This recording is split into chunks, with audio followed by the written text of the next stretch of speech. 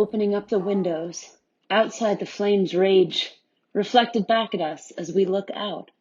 I grab the hairdryer and turn it off, the heat still pulsing in my hand, as I scream in surprise as the building shakes. I grab my things and begin. I go downstairs and see no bus, but the rush of people going by. I know I have to go, straight up and down into the depths of the 6 train. Smoke and mirrors and silence. A woman bleeding next to me, but calm.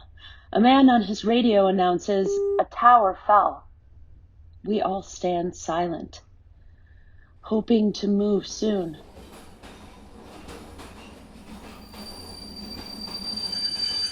I emerge at Bleecker Street, alone and shook. I begin to walk, and with nothing I took, a look back as I heard a shriek. A woman running to embrace a man. They stand outside a car, the radio blasting the news. I keep moving. As I reach my school building, my phone in hand, but can't reach anyone, I write an email to my parents. I'm okay. On the move again, I don't know if I should go to Midtown, so I walk across Washington Square towards the Arch. I don't despair. I keep my cool, though no one was there. The phone begins to ring, and it is my brother. He is in Montreal. He tells me not to go to Midtown, to go find a friend. I walk towards Fifth Avenue and look downtown. I see the smoke everywhere. There is no sound. The second tower is down. I turn up the avenue to my friend, a haven in a dark storm on a sunny day in Manhattan. She embraces me, crying in fear and joy. I am alive. I am not hurt. I made it here. Days feel like weeks as I sleep on their floor.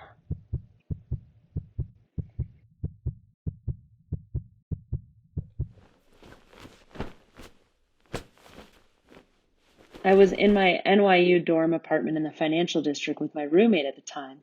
It wasn't long after 8 a.m., and I was getting ready for my first day at an internship for Johnson Lift Casting. I was dressed nice to go to Midtown to this casting office that cast a majority of the major Broadway musicals at that time. I had the news playing, which I never did, when the first tower was hit. My boyfriend called me from London to make sure I was okay, and then the phone disconnected. So many phone calls had begun that cell phones weren't getting enough signal and getting through any longer. My mom called on the landline and told me I needed to leave my apartment. The first tower was completely on fire, and the second had just been hit. I went to get my roommate out of her room to leave, and she was blow-drying her hair, kneeling on her bed facing out her window at the Prudential building across the street. It was a fully mirrored glass building, and you could see the reflection of the towers on fire. She dropped her hairdryer as I shouted at her for the 3rd time that it was time to go. When we got downstairs, we realized quickly that waiting for the NYU bus to take us to campus wasn't going to happen, as we watched people in business attire running by us in dress shoes and heels. So I told her to join me on the subway, as I had to go to Midtown anyhow. As we rounded the corner onto Fulton Street, we could see one of the buildings burning and debris, and what we found out later were people falling. She turned to me and said, "What if the towers fall?" "They'll fall straight down," I replied.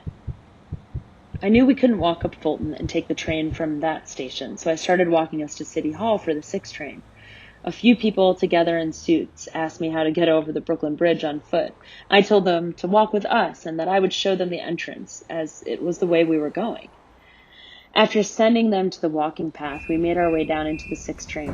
The woman across from me in the subway car was holding her hand to her neck, and I realized it was bleeding.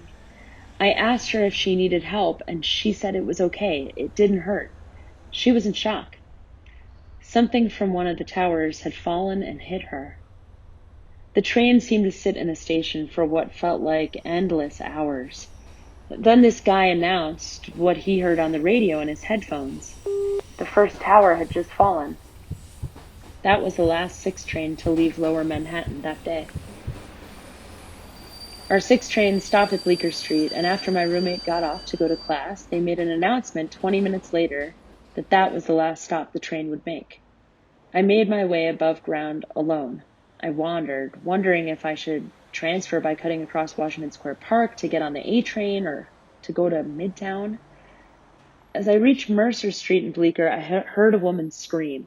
I looked over in her direction and saw the woman running into a man's arms. The car by them had its trunk open and the radio was playing with a few people standing around listening. When those two embraced, I lost it. I finally burst out crying.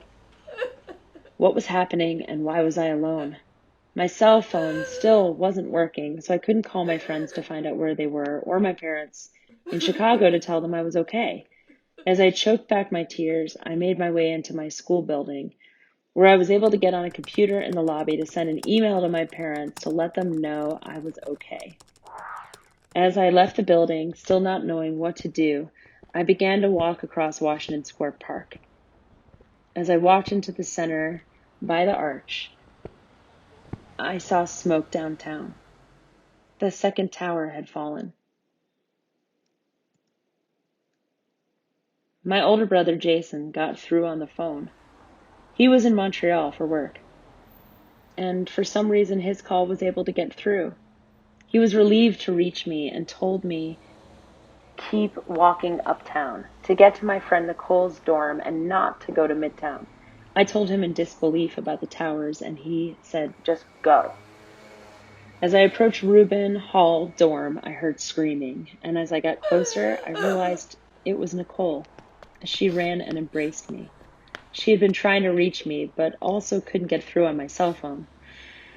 Those days are a blur with her.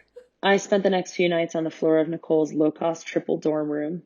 We tried to go to St. Vincent's Hospital to donate blood, but they didn't need it.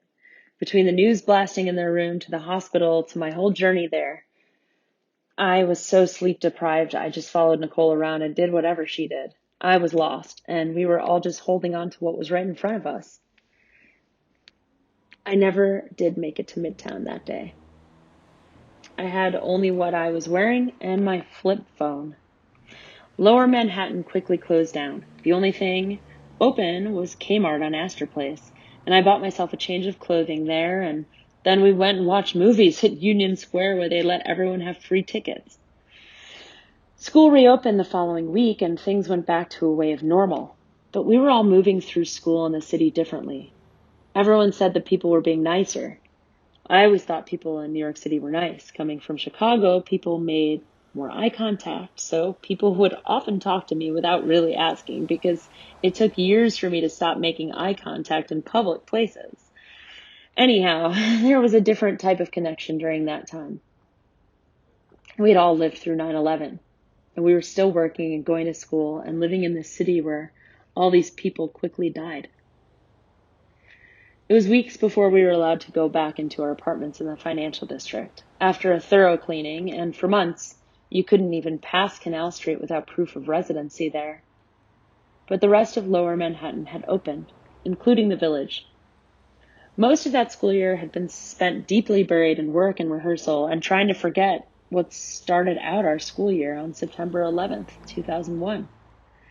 Trying to forget or at least go on with daily life was nearly impossible, especially since the hallway of my dorm building still smelled like the burnt rubber from the smoke. In the spring of 2002, I received a check in the mail from the World Trade Center Fund.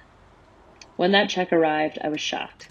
It was the largest single check I had ever received at that time in my life. I somehow knew immediately what I would do with that check. I would buy myself some freedom from the city. So I bought a Vespa. I felt somehow that should an emergency ever again arise, I'd have wheels to go over bridges or through tunnels and help me escape from New York City. Little did I know, it would lead me to making so many friends in that counterculture, lead me to getting gigs, and eventually to meeting my future husband. I rode for 7 good years in New York City before I had my third accident and decided I needed to retire the Vespa as my daily rider. 5 years later, Shorty and I got married. He rode for almost 20 years until he also had an accident 1 month before our wedding. Though he was not badly injured, he decided to stop riding since he was now making a commitment to me and I no longer rode. But those beautiful little motorcycles brought us together. I wonder where my life would be today if on June 5th, 2002, I had not walked into the Bentley car dealership in Midtown to purchase my first Vespa. I wonder how my life would have gone in a different path if 9/11 wasn't the 9/11 that we know.